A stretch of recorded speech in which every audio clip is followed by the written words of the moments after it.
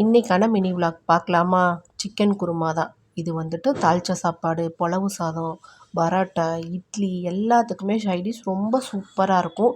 இந்த குழம்பு மத்தியானமே வச்சுட்டோம் அப்படின்னா நைட்டுக்கு நமக்கு வேலையே இருக்காது. இதை வச்சுட்டே நம்ம ஓட்டிடலாம். இன்றைக்கி நம்ம ஸ்டைலில் எப்படி செய்யலாங்கிறத பார்த்துடலாமா? கடாயில் 3 டேபிள் ஸ்பூன் எண்ணெய் ஊற்றிட்டு 3லேருந்து 4 டேபிள் ஸ்பூன் இஞ்சி பூண்டு பேஸ்ட்டு சேர்த்தும் போது கொஞ்சம் வெங்காயம் சேர்த்து அரைச்சிக்கோங்க. டேஸ்ட்டு சூப்பராக இருக்கும். இது நல்லா வதங்கினதுக்கப்புறமா 3லேருந்து 5 பழுத்த தக்காளி வந்து எந்த அளவு சேர்த்துறோமோ அந்த அளவு குருமா வந்து ரொம்ப டேஸ்ட்டாக இருக்கும். இப்போ தக்காளி நல்லா வதங்கினதுக்கப்புறமா அந்த எண்ணெயிலே வந்துட்டு வெறும் தனி மிளகாய்த்தூள் மட்டும் சேர்த்துருக்கேன். அதை சேர்த்துட்டு அதையும் நல்லா ஒரு வதக்கிட்டு 3 பச்சை மிளகாய் சேர்த்துட்டு 2லேருந்து 3 டேபிள் ஸ்பூன் நல்லா தாராளமாக மல்லித்தூள் சேர்த்துக்கோங்க. தனி மல்லித்தூள் தான், வேறு எதுவும் கூட சேர்த்து அரைக்கலை.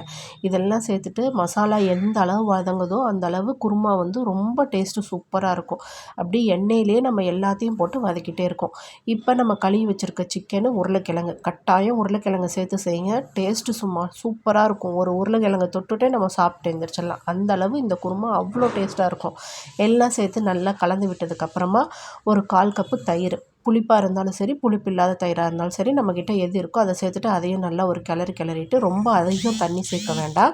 நம்ம வந்து கறியிலே வந்து தண்ணி விட்டு வரும். அதனால் பார்த்து கொஞ்சம் அளவாக சேர்த்துட்டு நல்லா கொதி வந்ததுக்கப்புறம் கிழங்கெல்லாம் வெந்துடுச்சான்னு பார்த்துட்டு நம்ம வந்து தேங்காய், இதில் வந்துட்டு வெறும் தேங்காய் மட்டும்தான் சேர்த்துருக்கேன், வேறு எதுவுமே சேர்க்கல. அது அப்படியே கெட்டியாக சேர்த்துட்டு குழம்பு தேங்காய் சேர்த்ததுக்கப்புறம் ரொம்ப நேரம் கொதிக்க வேண்டாம். நல்லா கொதி விட்டு இறக்குனதுக்கப்புறம் ஒரு அரை எலுமிச்சம்பழம் மட்டும் புழிஞ்சிட்டு ரொம்ப நேரம் கொதிக்க வேண்டாம். லாஸ்ட்டாக வந்துட்டு ஒரு கைப்பிடி மல்லி இலை மட்டும் சேர்த்து செஞ்சு பாருங்கள். இந்த குருமா அவ்வளோ டேஸ்ட்டாக இருக்கும். கட்டாயம் நீங்களும் ட்ரை பண்ணி பார்த்துட்டு எப்படி இருந்தது அப்படின்றத கமெண்ட்ஸில் சொல்லுங்கள். பாய்.